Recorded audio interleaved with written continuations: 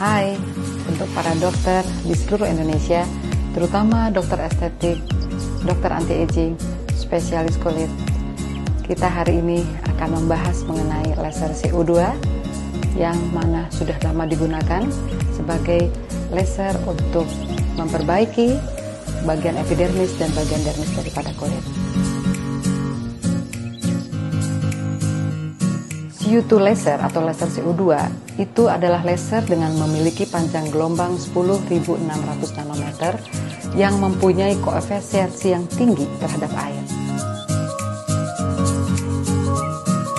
Ini dapat digunakan untuk sebagai laser resurfacing, dapat memperbaiki kelainan-kelainan kulit di epidermis dan dermis.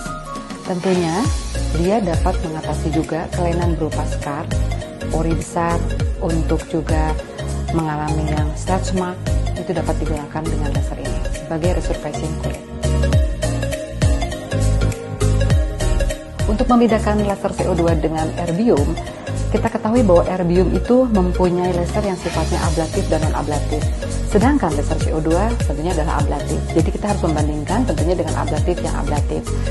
Dari keduanya mempunyai kelebihan dan kekurangan masing-masingnya. Laser CO2 tentunya lebih murah dan kelebihannya dia bisa mengatasi kelainan di epidermis. Sedangkan kalau untuk erbium itu biasanya mengalami yang di dermis.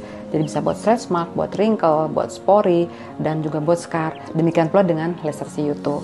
Dan kelebihannya daripada erbium, karena dia tidak diabsorb di pigmen, tentunya untuk mengalami pigmentasi post-inflamasi setelah laser itu sedikit.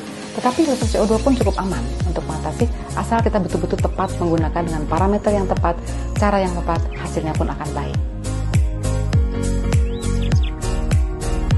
Sebetulnya bukan soal lama atau tidaknya dengan downtime, karena parameter daripada kedua laser ini berbeda. Kita ketahui bahwa untuk koefisiensi air itu dibutuhkan panjang gelombang dari 900 nanometer sampai ke 11.000 nanometer. Untuk CO2 yaitu panjang gelombang 10.600 nanometer, sedangkan erbium itu 2.940 nanometer, sehingga tentu akan lebih dalam. Jadi kalau lukanya sama, tentu downtime-nya juga akan sama.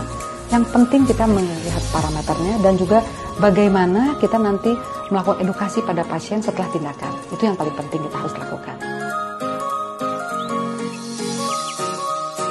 Hal yang perlu diperhatikan untuk membeli laser CO2, karena ini adalah laser gas dari karbon, tentu kita harus membeli yang stabil untuk meminimalisasi karbon yang terjadi.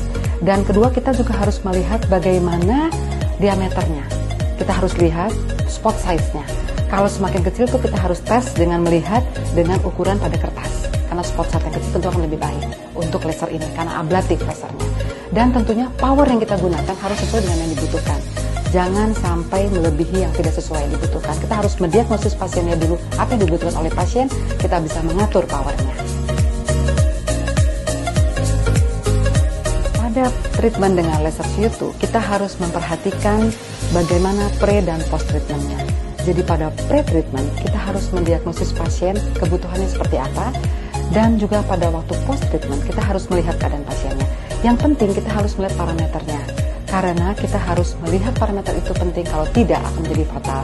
Jangan terlalu percaya dengan fitur yang ada di alat, karena kadang-kadang kita harus melihat bagaimana kelembaban kulit pasien tersebut, bagaimana warna kulit pasien tersebut. Itu akan mempengaruhi pada hasilnya.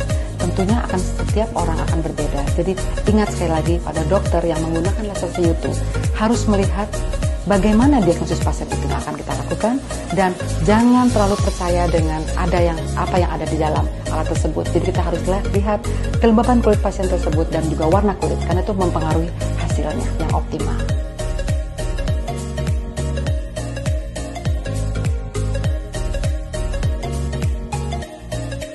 Bila ada pertanyaan mengenai CO2 Fractional CoPro, maka dapat menulis komen-komen di bawah ini dan akan diulas di video yang berikutnya.